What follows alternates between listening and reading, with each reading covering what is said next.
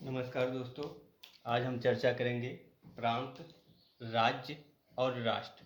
ये तीनों क्या शब्द हैं। कई लोगों ने पूछा भी कि सर प्रांत, राज्य और राष्ट्र के तीनों की परिभाषा अलग कर दीजिए, कभी बहुत कन्फ्यूजन होता है। तो हमारे संविधान में भारत को राज्य कहा गया है। राज्य से यहाँ तात्पर्य है, आप उत्तर प्रदेश या गुजरात को राज्य मत लीजिएगा, वो प्रांत है।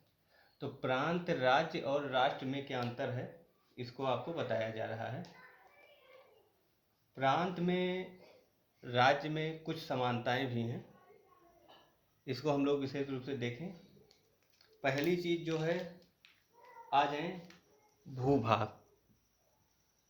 भूभाग भूभाग का मतलब कोई भूमि हो, जिसको कोई चिन्हित भौगोलिक परिसीमा हो, जिसको हम कह सकें कि यह प्रांत है, यह राज्य है। तो भूभाग प्रांत के पास भी रहता है और राज्य के पास भी रहता है, भूभाग।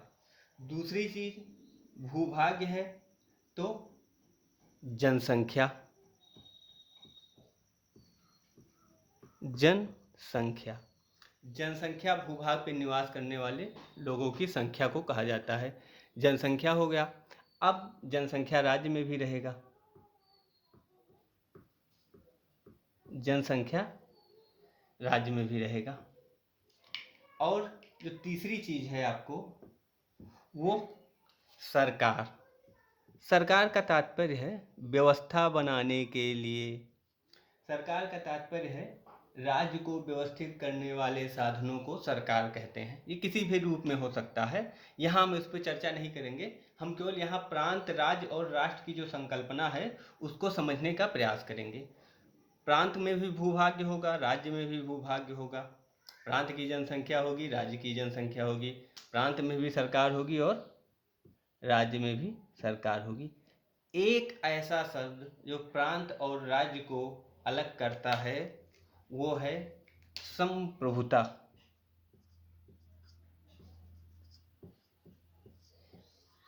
ये यहाँ नहीं होगी। भारत में प्रांतों को संप्रभुता का अधिकार नहीं है। जैसे कि उत्तर प्रदेश या गुजरात या महाराष्ट्र, कोई प्रांत अपने आप को देश से अलग नहीं कर सकता। ये संप्रभुता किहाँ, राज्य में पाई जाती है। राज्य का तात्पर्य यहाँ सिर्फ अपने देश से है। राज्य को आप सीमित अर्थों में मत लीजिएगा, यहाँ राज्य का मतलब हुआ भारत देश से। अब कोई राज्य कैसे राष्ट्र बनता है, वहाँ आपको ध्यान देना होगा। वहाँ के नागरिक इतने गुणों के साथ,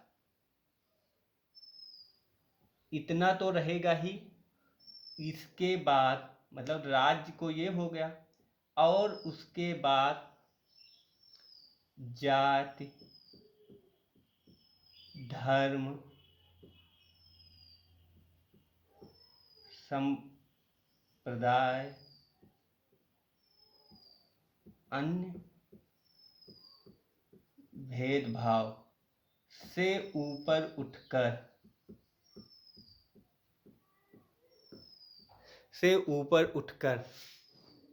जब अपने राज्य से प्रेम करने लगें, तभी वो राष्ट्र बनता है। राष्ट्र कब बनता है, जब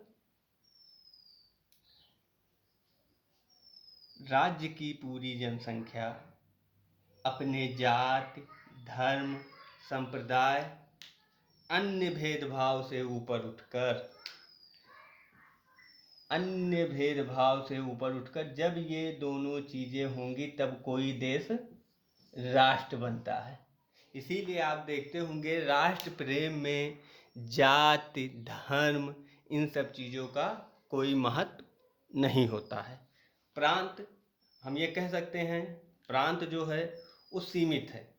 ये प्रांत हुआ, मान लीजिए ये प्रांत की संकल्पना हुई। तो राज्य की संकल्पना ये होगी आपका,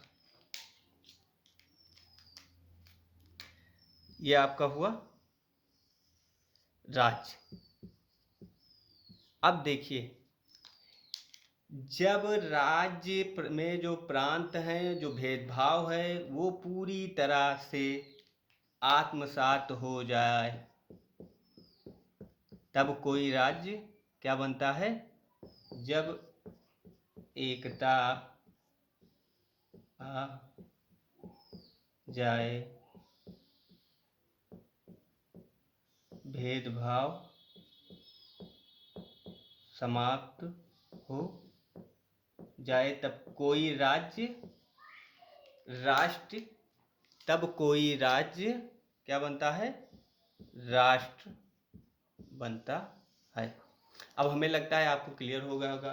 प्रांत जो है सीमित है, राज्य उससे थोड़ा बड़ा है, और राष्ट्र जो है राज्य के सभी भेदभावों को समाप्त करके राज्य के आधार पर ही सारी चीज़ें की जाए। उसमें मुख्य रूप से देश प्रेम जिसको कहा जाता है। जब एक राज्य में निवास करने वाले सभी व्यक्तियों का भावनात्मक लगाव अपने राज्य के प्रति समर्पित हो जाए तो वो राज्य क्या होता है? राष्ट्र बन जाता है, जैसे हमारा भारत देश। ये प्रांत, राज्य और राष्ट्र की परिभाषा थी। मुझे विश्वास है कि आप लोग अच्छे से समझ गए होंगे। अब अगले क्लास में हम और विस्तृत अध्ययन करेंगे।